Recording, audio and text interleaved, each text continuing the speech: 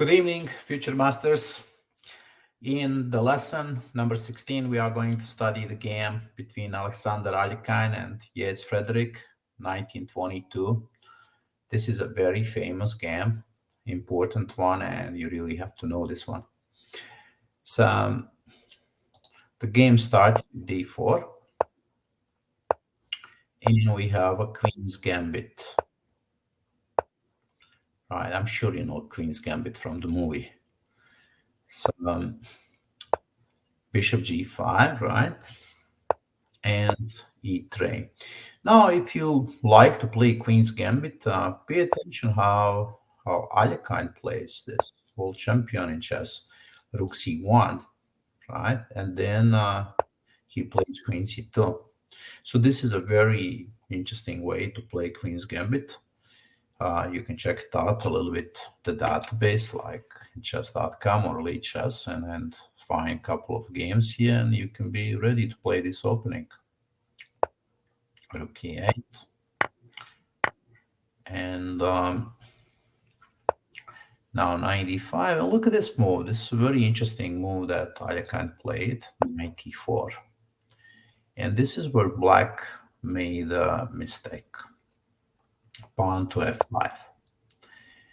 Now, yes, this pawn is going to kick this knight from the center of the board, but the problem is that the pawn structure is going to be very weak, and you'll see later on from the game the dark colors are very, very weak in this position. So I can captured 92, and here again, when we think about the knight and the bishop, right, I believe many of you like bishop better, right? But in this position, actually the trade is quite good for white because the dark colors, look at this dark color here, like c5. Pay attention to this dark color, and now we are going to see a very nice plan that Alekhine played here after a5. Look at this really nice move. The strategy that we are learning right now is knight b3. So the knight is going to trade the knight, and here you want to take with a queen, right? Not with a pawn, because you want to control the c file, right? So that means the first strategy that we study here is the trade of the knights. Now, why do we trade the knights? Because we have now this knight on f3 against the bishop, and you can see because this pawn structure here is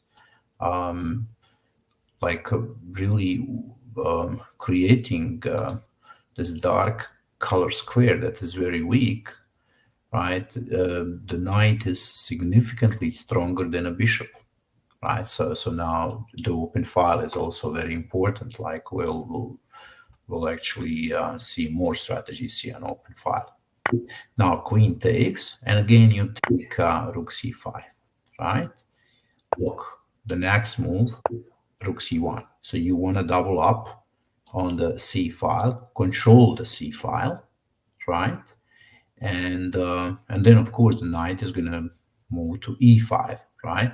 So this is something that it's called a positional advantage, right? So this is not one of those games where you sacrifice to checkmate, right? But the mating attack is going to happen even in this game, but just by creating a strong position in the center for your pieces, right? So let's see what happened from here.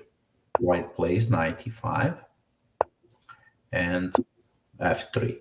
Okay, this is also the move that it's easy to understand because white needs to bring the king, right? Regardless of all this that is happening here, look, you have two rooks, you have an open file, you have a great knight on e5, but still without a king, it is hard to win the game. So now this move and a very important move that Alekhine plays here, eight, because he doesn't want to open the files, right? The files have to stay closed. Pay attention to the bishop, right? Some people would think this is such a great bishop, right? In this diagonal. Well, actually, bishop is weak, right? It's not doing anything special, right, on this diagonal.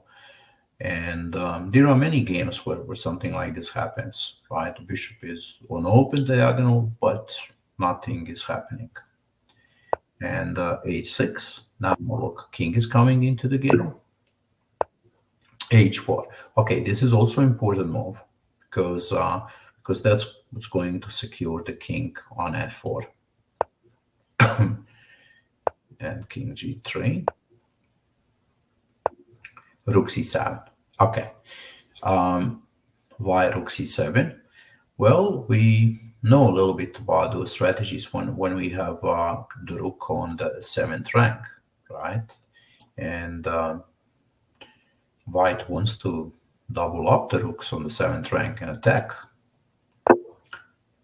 Here rook c5, rook c6, and king f4, right? Look, every piece is improving, right? You cannot win immediately. Like I said, this is not one of those positions where you can just checkmate, right? But you are slowly improving your game. You have complete domination in the center, right? The knight is an amazing piece here, right? And pay attention how white is playing on the dark colors, because the bishop is white and because the pawn structure, right? h5. Okay, this is also an important move because it's kind of really creating a space advantage on the king side, fixing up this pawn on g7, right? And now g3. And here we start with the rooks on the 7th rank, right? So this strategy of the rooks on the 7th rank is very important, well known, right? You really need to know this. And now Alekhine found an amazing combination here and the win, right? White is clearly better, but right, how to end the game, right? The rook is protecting the pawn, but usually in those kind of positions you cannot last for long. Knight e7, he wants to play knight f6 check, right? And now knight f6. See, of course, if you take the checkmate here, right? So that's not possible. Rook f8, and look at this move, rook e7. He's sacrificing the knight, right? And now the last move is the most beautiful, king e5, and black has to resign the game because the rook cannot be protected, right? If you play this move, this is where you see the strategy of the rooks on the 7th rank. And the same, of course, happens if you move the rook back, right? Then again, the checkmate, right? So the black doesn't have a move because the rook is captured here on f6. So let's see what is the most important in this game one more time. I think we need to look at this position, right? Especially if you are playing something like this with the black side. Remember this mistake, right? Positional mistake, creating weaknesses in the pawn structure. Then bishop d5 is important here. And then, of course, this idea of trading the knight, right? You want to remove the black knight from the board, and you want to capture the queen, not with a pawn, right? You want to control the c file. Okay, here everything is f3 is important, right? Because white is bringing the king into the game. Without king, you cannot win. And then h4 idea, right? Moving h4 and king f4 like this position. Rook f7. And then, of course, this 97, 96 idea, right? But my favorite move is King E5. I love this one. Wow, this is such a cool position. Okay, I hope you enjoy this game. And this is one of the well-known Alekhine's game. And study it a little bit more, check it out on you by yourself. I'll put a link in the description and see the game one more time. Okay, kids, see you. Bye bye. I hope you had a good time with this lesson.